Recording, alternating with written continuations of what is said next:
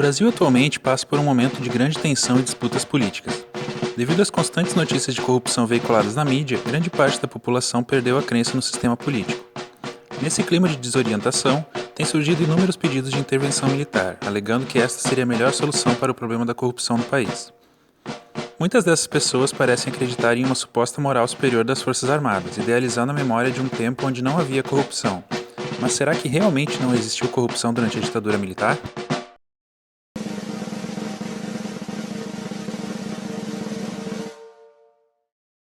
A resposta para essa pergunta, como você deve imaginar, é sim, existiu corrupção durante a ditadura militar.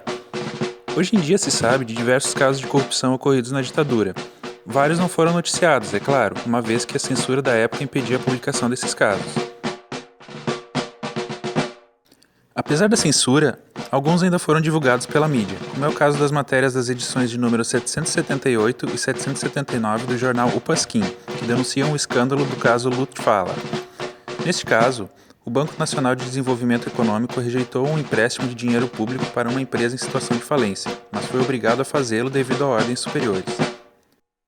A empresa em questão, que dá nome ao caso, pertencia à família da esposa de Paulo Maluf, que havia sido nomeado prefeito da cidade de São Paulo e possuía muita influência nos meios militares, principalmente com o grupo em torno de Costa e Silva e Médici.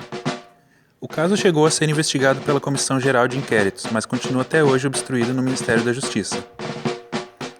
O exemplo mais recente de corrupção durante a ditadura pode ser visto no depoimento de Emílio Odebrecht ao Ministério Público Federal no dia 13 de dezembro de 2016, onde o empresário afirma que a troca de favores entre políticos e companhias existe há mais de 30 anos no Brasil.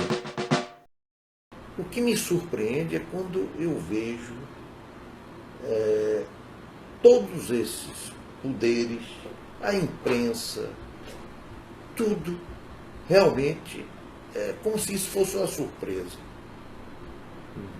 Me incomoda isso. Entendeu? Não exime em nada a nossa responsabilidade, não exime em nada a nossa benevolência, não exime em nada que nós praticamente passamos a olhar isso como normalidade, porque 30 anos é difícil as coisas não passarem a ser normal. E vou lhe dizer uma coisa, quando nós fomos para o exterior, nós fomos, e principalmente quando fomos para os Estados Unidos e Europa, que nenhuma organização brasileira de prestação de serviço foi, nós fomos com a finalidade de poder testar duas coisas. Porque sempre fizemos um processo de reciclagem. Todos os companheiros dessa organização já passaram pelo exterior, para eles terem uma visão de mundo, convivessem com concorrência efetiva. Concorrência real. Real. Quer dizer, disputar, baseado em produtividade. Porque nos outros países, principalmente no Brasil, para você não fazia muita engenharia, não. Nós dávamos ênfase à engenharia porque entendíamos que era a forma de a gente ter uma ascendência, um posicionamento diferente no exterior e ter condições de realizar de forma diferenciada no Brasil. Mas, no fundo, os problemas no Brasil e na maioria dos outros países, você tinha um problema de viabilização financeira do empreendimento. Como esse empreendimento se tornar rentável, criar divisas, etc., para o país.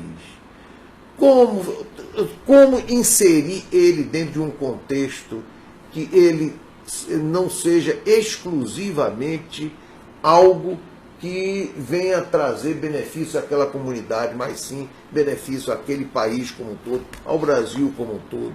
Como você contribuir com ele vis-à-vis políticas públicas, etc. Era muito mais abrangente. Nos Estados Unidos, você faz engenharia. Você não se preocupava, ao contrário, o dinheiro já estava disponível antes da entrada. Nós iniciamos a obra, não existia projeto e não existia dinheiro. Você tinha de fazer projeto concomitantemente e tinha de providenciar viabilidade financeira, a engenharia financeira para viabilizar aquele empreendimento. Então, este foi o que formou as empresas de engenharia brasileiras, se formaram nessa linha. E nós buscamos, e os outros infelizmente não foram, procurar também ver o outro lado.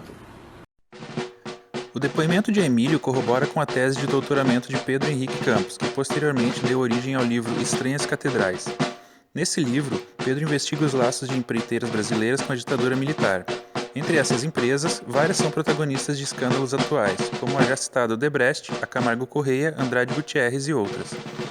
Esses, entretanto, são apenas alguns exemplos dos vários casos de corrupção ocorridos durante a ditadura.